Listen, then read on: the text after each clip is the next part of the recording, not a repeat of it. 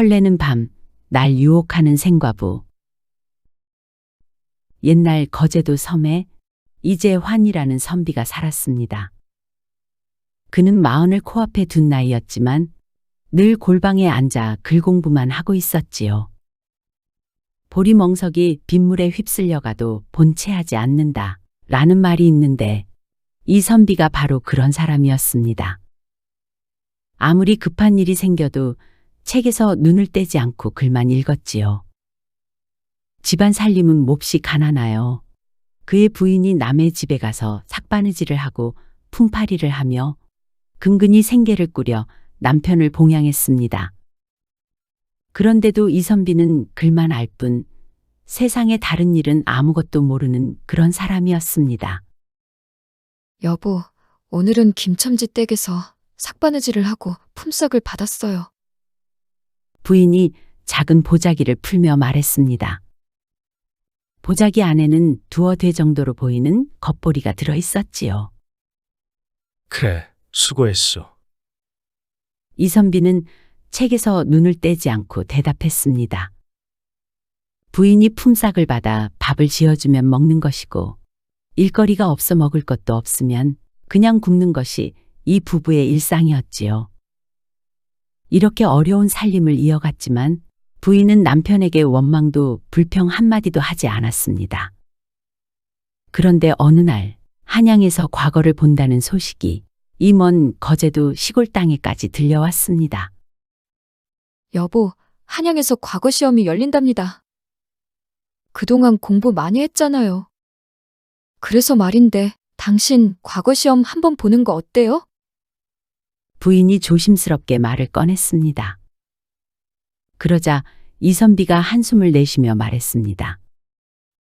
과거를 보러 가고 싶은 마음은 있지만 우리 집 형편이 한양을 다녀올 여비가 없지 않소. 부인은 아무 말 없이 자리에서 일어나 벽장 안에 깊이 넣어두었던 주머니 하나를 찾아 꺼내왔습니다. 꽤 묵직해 보이는 주머니를 펼쳐보니 그 속에는 돈이 들어있었습니다. 부인은 그것을 남편에게 내밀며 말했습니다. 노잣돈으로 하기엔 좀 부족할 거예요. 그래도 어떻게든 과거를 보러 가세요. 기회가 언제 또 올지 모르잖아요. 라고 하면서 고운 빛깔의 깨끗한 옷도 하나 꺼내 놓았습니다. 없는 살림에도 이런 걸 준비해준 부인이 너무 고마워 이선비는 코끝이 찡했습니다. 고맙소, 부인.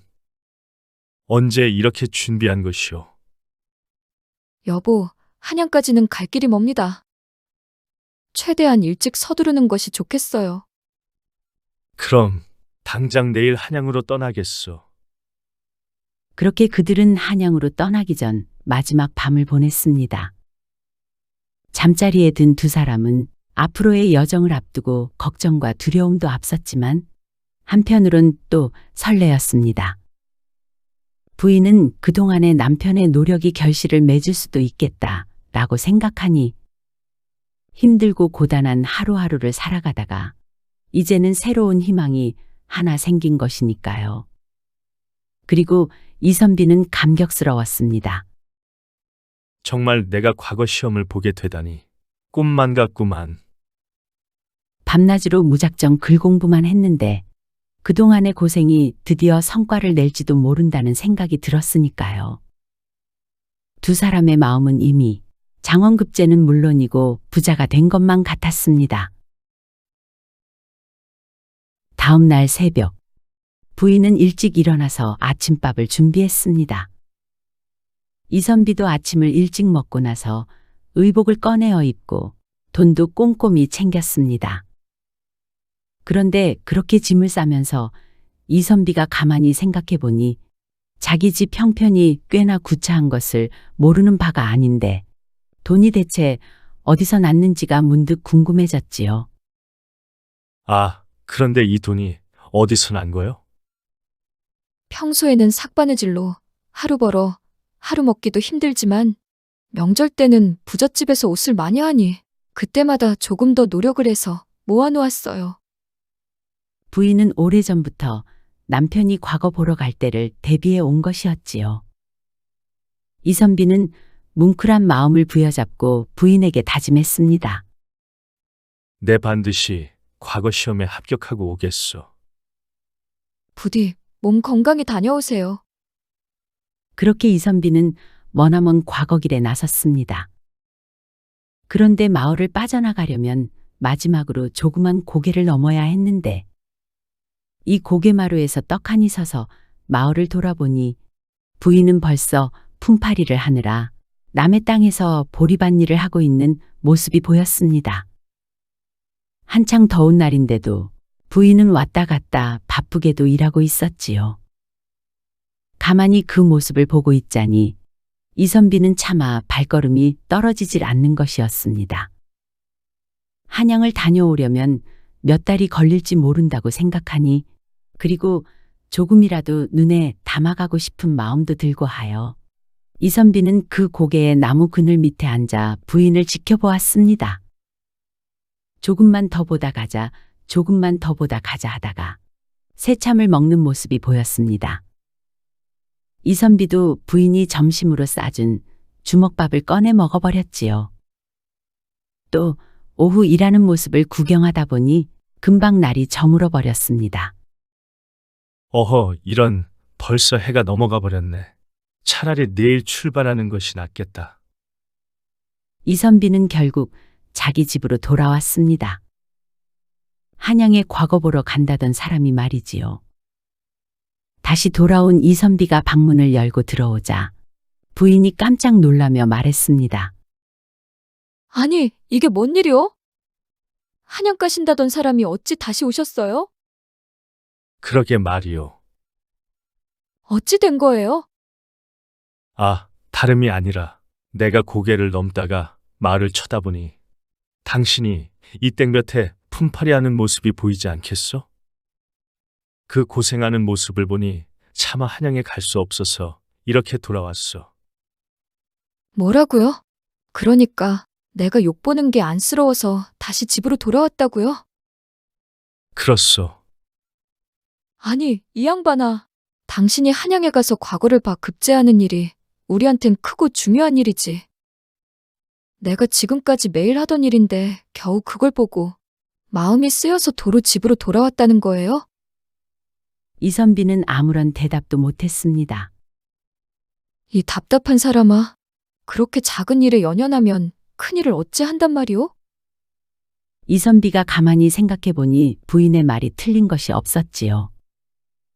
부인은 지금까지 매일 그렇게 일했을 것이며 자기는 그저 여태 외면하고 모른 척했던 것을 이제야 깨달은 것입니다. 그동안 남편으로 가장으로 무심했던 스스로가 부끄러웠고 또 부인의 노고가 새삼 대단하고 고맙게 느껴졌습니다. 내가 잘못했소. 생각이 짧았소. 내일 해 뜨면 일찍 나서겠소. 부인은 크게 한숨을 내쉬었습니다. 다음 날 새벽밥을 일찌감치 먹고 이선비는 다시 과거 길에 올랐습니다. 이번에는 참말로 뒤도 보지 않고 한양으로 향했지요. 바다를 건너 무태 내려 부지런히 걸었습니다. 한 달을 훨씬 넘게 걸어 충주 부근에 도착해 있었습니다. 날이 어둑해져 묵어갈 곳을 찾아야 했지요. 주막집에 들어갈까 하다가 돈을 조금이라도 아껴야겠다는 생각이 들어 어디 인정 많은 집 있으면 하룻밤 공짜로 재워달라 사정해 봐야겠다 싶었습니다. 그래서 일단 마을에서 가장 큰 기와집을 찾았지요. 그 집에 가서 주인을 찾으니 여종이 나왔습니다. 오늘 하룻밤 좀 자고 갈 수 있겠습니까? 죄송하오나 안 될 듯합니다. 주인마님께서 집에 안 계셔서 허락을 받을 수가 없습니다. 아, 그런가요? 그럼 주인마님은 언제쯤 돌아오십니까? 그것이 딱히 말씀을 하고 가신 것이 아니라서요. 돌아오실 때가 되긴 했는데 잘 모르겠습니다. 죄송합니다요. 옆집에라도 가보십시오. 이선비는 어찌해야 할지 순간 고민했습니다. 주인마님이 곧 온다고 하니 기다려봐야 할지, 아니면 다른 집으로 발길을 돌려야 할지 말이지요. 한편 그 시간에 이 집의 주인마님인 김씨 부인은 마을의 뒷산 언덕에 올랐다가 집으로 돌아오는 중이었습니다. 그런데 왜 여인 혼자 이 늦은 시간에 뒷산 언덕에서 내려오는 것일까요? 사실 부인에게는 간밤에 참으로 신기한 일이 있었습니다. 그것은 바로 꿈을 꾸었는데 사랑채 마당에서 청룡과 황룡이 머물다가 하늘로 승천하는 것을 보았던 것입니다. 아침에 일어나 꿈을 곱씹어 본 여인은 아무래도 오늘 우리 집에 귀한 손님이 오실 것 같구나. 하고 생각하게 되었습니다. 그런데 이 김씨 부인에게는 슬픈 사연이 있었지요. 10년 전에 남편이 누명을 쓰고 중죄인으로 몰려 종신 귀향을 떠나게 되었던 것입니다. 남편은 기약 없는 길을 떠나며 부인에게 이런 말을 남겼습니다. 10년이 되도록 내가 돌아오지 않으면 그때는 날 잊고 좋은 사람 만나 다른 곳으로 시집 가시오. 반드시 그리하시오. 그리고 바로 오늘이 그 10년이 되는 날이었습니다. 김씨 부인은 아침 일찍 몸단장을 하고 뒷산에 올랐습니다. 그리고 멀리까지 내다보며 혹시 남편이 돌아오는지 보기 위해 해가 질 때까지 기다린 것입니다. 하지만 남편의 모습은 보이지 않았지요. 그제야 부인은 마음을 정했습니다. 꿈에서 본 대로 오늘 정말 귀한 손님이 온다면 그 사람과 새로운 인연을 맺을 때가 온 것이라고 말입니다. 김씨 부인은 집으로 돌아와 여종에게 물었습니다. 혹시 오늘 내가 집을 비운 사이 손님이 왔더냐? 조금 전에 어떤 선비님이 하룻밤 묵어가기를 청하였는데 마님 허락을 받을 수가 없어서 그냥 돌려보냈습니다. 부인의 가슴은 콩닥콩닥 뛰었습니다. 정말 꿈에서 본 그 귀한 손님이 오신 건가? 정녕, 하늘이 내게 새로운 인연을 보내주신 것인가? 김씨 부인은 그 선비를 놓쳐서는 안 된다는 생각이 들었습니다. 사모라, 그 손님을 어서 찾아 모셔오너라. 예, 알겠습니다요. 한편 이선비는 김씨 부인 집에서 문전박대를 당하고 난 후 마을을 돌아다니며 잠잘 곳을 찾아 헤매고 있었습니다. 선비님, 저기 선비님! 누가 부르는 것 같아 돌아보니 아까 그 여종이었습니다. 주인마님께서 주무시고 가라고 오시랍니다. 이선비 입장에서는 참으로 반가운 소리였지요. 여종을 따라 집으로 가 큰 사랑으로 들어가는데 대청이 두간 잘 지어진 아주 좋은 집임에도 사람 하나 보이지 않았습니다. 여기로 들어가시면 됩니다요. 방에 들어가서 앉자 저녁상이 들어오는데 세상 처음 본 음식도 있고 푸짐하게 잘 차려진 상이었습니다. 참으로 부잣집이라는 것을 다시 한번 느꼈지요. 저녁을 거하게 먹고 잠을 자려 하는데 몸은 피곤하나 잠이 오질 않았습니다. 그래서 사랑채 마당에 나와 뒷짐을 지고 왔다 갔다 걷다 보니 글귀가 하나 떠올랐습니다. 백마 강투 황통명. 백마강 머리에는 누런 송아지가 울더라. 그런데 이 글을 짓고서 이어지는 뒷글을 지으려 하는데 딱히 떠오르지 않았습니다. 백마강 머리에 왜 하필 누런 송아지가 올까? 흰 송아지도 아니고.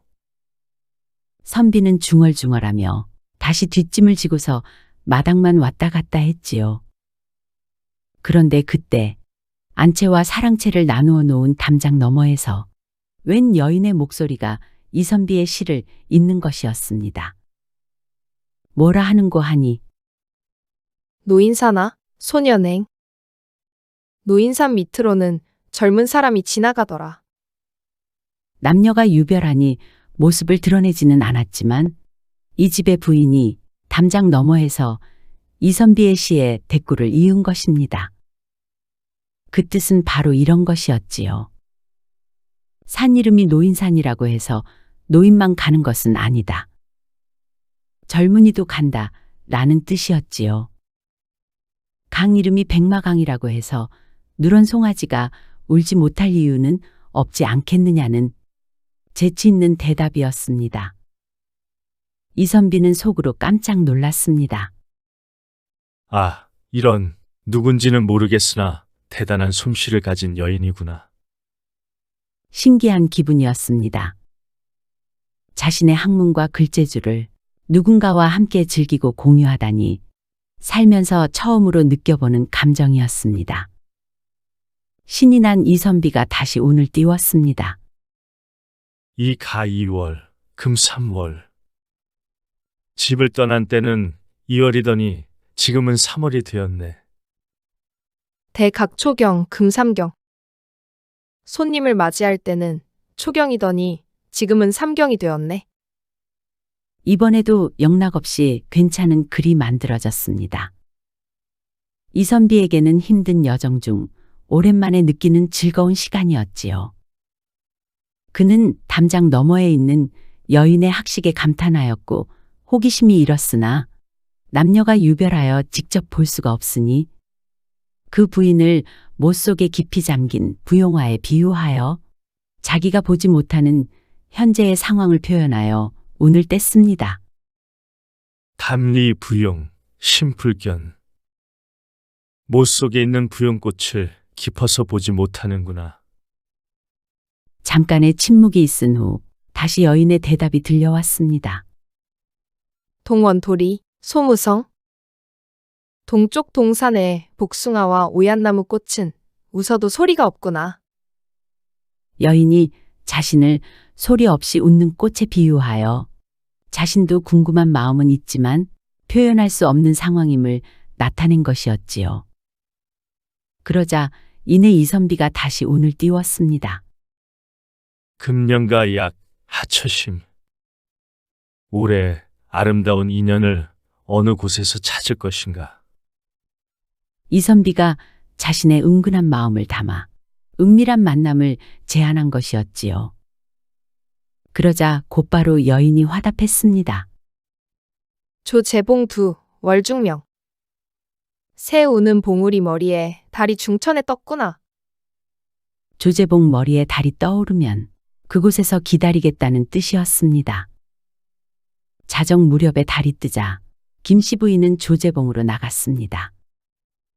그러나 이선비는 나가지 않고 방 안에 있었지요. 그리고 혼자 구시렁댔습니다. 내 부인은 그 어려운 살림살이에도 삭바느질과 품팔이를 하며 나를 공부시키고 푼돈을 모아 과거까지 보내주었는데 내가 어찌 다른 여자에게 한눈을 팔려 했단 말인가. 이선비는 순간적인 호기심에 못 이겨 조강지처를 외면한 채 모르는 여인과 은밀한 약속을 한 자신을 책망했습니다. 다음 날 아침, 김씨 부인이 직접 이선비가 있는 방으로 밥상을 가져왔습니다. 당황한 이선비는 냅다 사과부터 했습니다. 어제는 제가 죄송하게 됐습니다. 아닙니다. 마음 쓰지 마십시오. 김씨 부인은 지난 밤일을 개의치 않아 하는 듯 했습니다. 단지 살포시 이선비의 옆에 앉아 술 한 잔을 권했습니다. 자연스레 한 잔을 받아먹고 보니 이게 꿈인가 싶었습니다. 내가 뭐라고 이렇게 좋은 집에서 이렇게 좋은 음식에 이리 곱게 차려입은 집주인에게 대접을 받으니 말이지요. 김씨 부인이 말했습니다. 제가 선비님께 말씀드릴 것이 있습니다.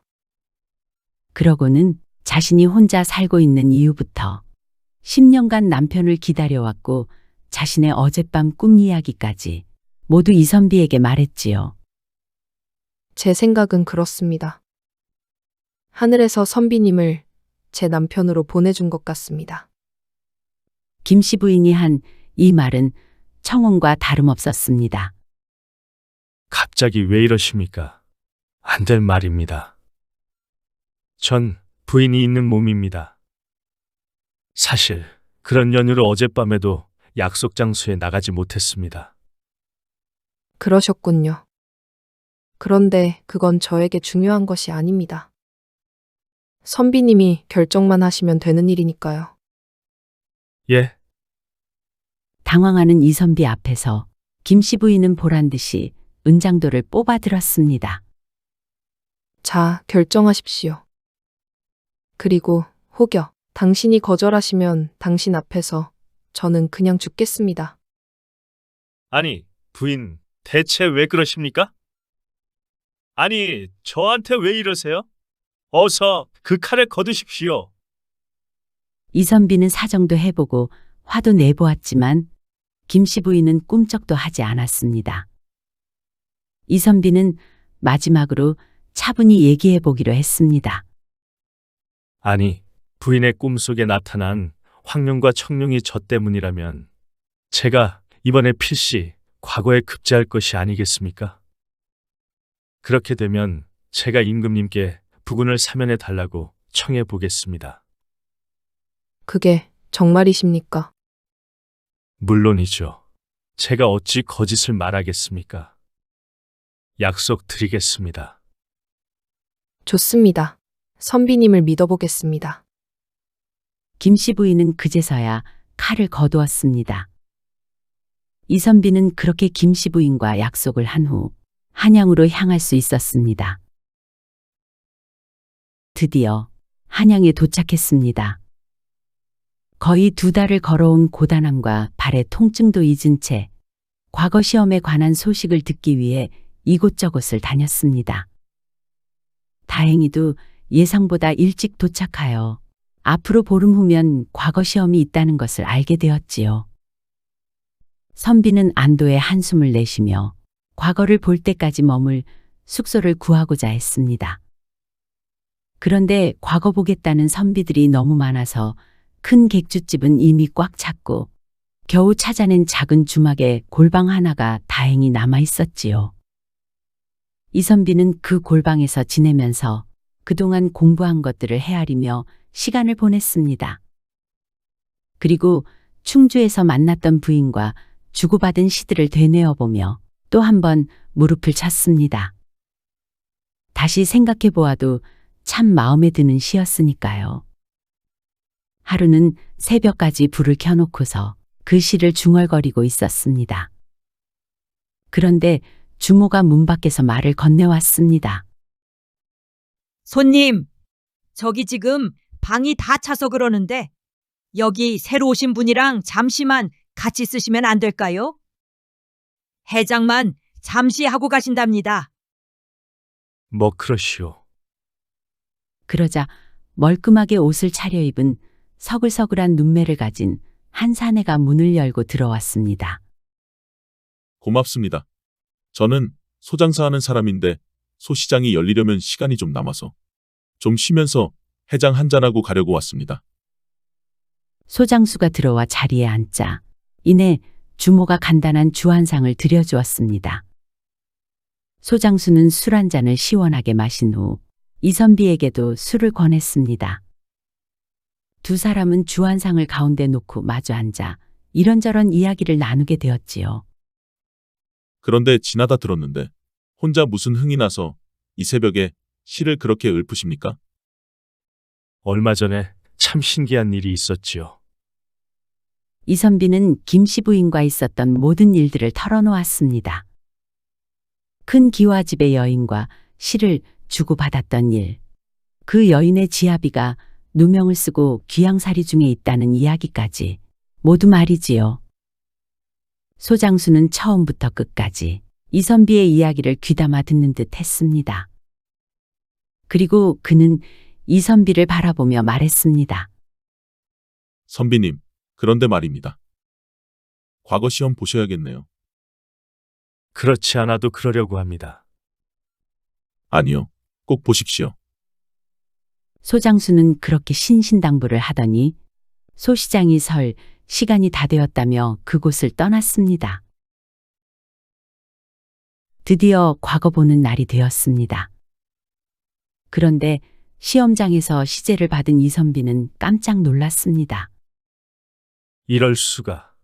시제가 충주에서 진시의 운자와 똑같이 나오다니. 이것이라면 내가 아무리 흔한 선비 중에 하나라 하더라도 급제는 따놓은 당상이 아니냐. 그는 김씨 부인과 주고받은 시를 술술 써 내려갔습니다. 과거 시험 답안지를 제출하고 한참을 기다리니 1등 급제 이재환. 거제도에 사는 이재환 들어오시오. 이선비는 자신의 이름이 장원급제자로 호명되자 꿈인지 생시인지 모를 정도로 얼떨떨했습니다. 들어가 보니 시관들이 줄지어 앉아 있고 그 가운데에는 골룡포를 입은 임금이 앉아 있었습니다. 임금에게 예를 올리고 그 앞에 엎드리니 임금이 말했습니다. 장원급제를 축하하노라. 그대는 고개를 들어 나를 보라. 이선비는 두근거리는 마음으로 임금을 바라보았습니다. 나를 몰라보겠느냐? 임금의 말에 영문을 몰라 기억을 더듬어 보던 이선비는 뭔가 생각났는지 깜짝 놀라 바닥에 더 납작 엎드리며 말했습니다. 아이고, 소인이 죽을 죄를 지었습니다. 전하를 몰라 뵙고. 하하, 내가 속였으니 나를 몰라보는 것은 당연한 게 아니겠느냐? 그렇습니다. 일주일 전 새벽에 함께 술을 마시며 이런저런 이야기를 나누었던 소장수는 바로 숙종 임금이었던 것입니다. 일어나거라. 그리고 장원급제를 했으니 소원이 있으면 말해보라. 이선비는 죽을 맛이었지만 용기를 내어 말했습니다. 저에게 한 가지 청이 있습니다. 그는 충주의 기와집에서 있었던 일을 다시 한번 자세히 아뢰고 그 김씨 부인 남편의 사면을 소원이라 말했습니다. 사실 작은 주막의 골방에서 두 사람이 이미 나눈 이야기였지요. 걱정 말거라. 그 사람은 내가 벌써 사면하였다. 숙종은 웃으며 말했습니다. 그리고 숙종은 이선비를 그의 고향 거제도의 원님으로 제수했습니다.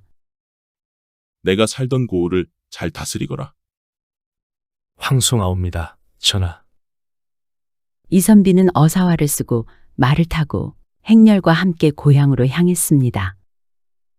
그 행차가 거제도에 도착하자 부인은 남편이 원님이 되어 돌아온다는 소식을 듣고는 마을 앞에 나와 너울너울 춤을 추며 남편을 맞이했습니다.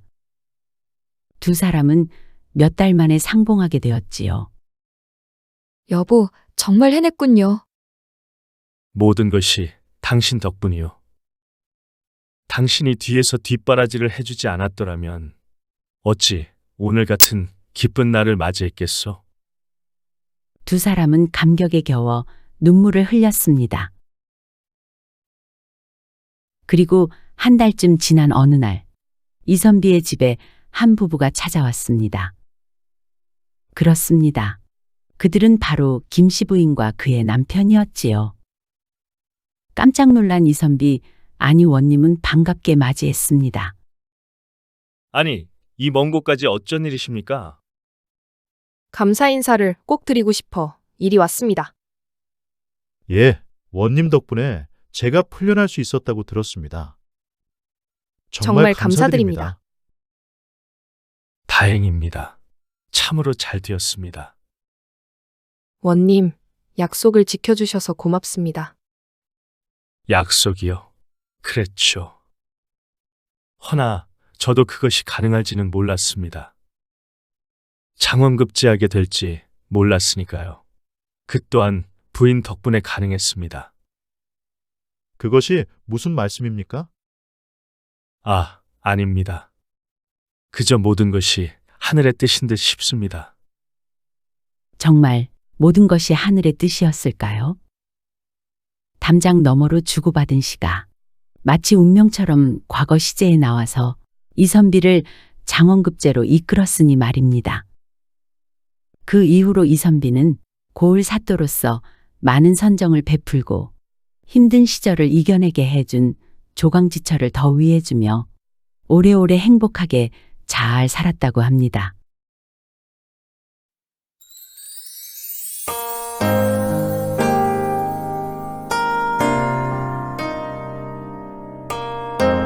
시청해주셔서 감사드립니다. 지금까지 사랑방 이야기였습니다. 항상 건강하시고 행복하시고 만사형통하시고 평안하시고 꽃길만 걸으시고 좋은 일들만 가득하시기 바랍니다. 마지막으로 구독, 좋아요도 눌러주세요. 더 재미있는 이야기로 찾아뵙겠습니다.